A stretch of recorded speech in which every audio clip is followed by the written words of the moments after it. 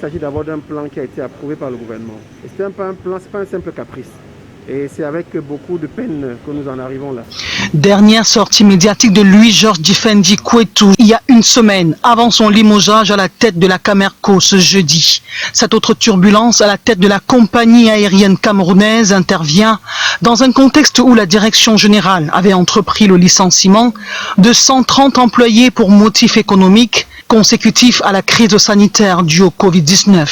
Porté à la tête de cette compagnie le 28 mai 2019, Louis-Georges Difendi Kouetou, administrateur civil, et son adjoint Max Constanveu, ingénieur aéronautique, ils avaient la mission de privilégier entre autres les dessertes nationales et régionales, renforcer la flotte, veiller à la ponctualité et à la régularité des vols, mettre en service des avions appartenant à la compagnie afin de réduire les charges qui grèvent le budget.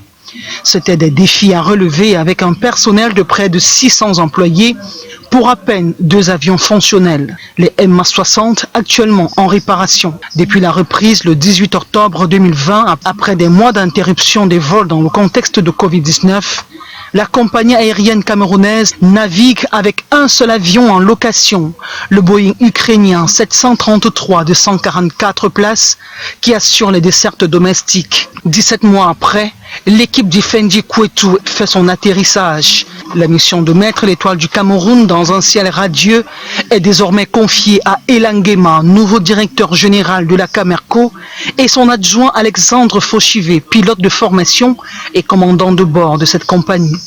Des changements obtenus à l'issue d'un conseil d'administration extraordinaire ce jeudi à Yaoundé. L'ancien PCA Jean-Ernest Massenangale Bibé cède lui aussi sa place à Mogé Ayem.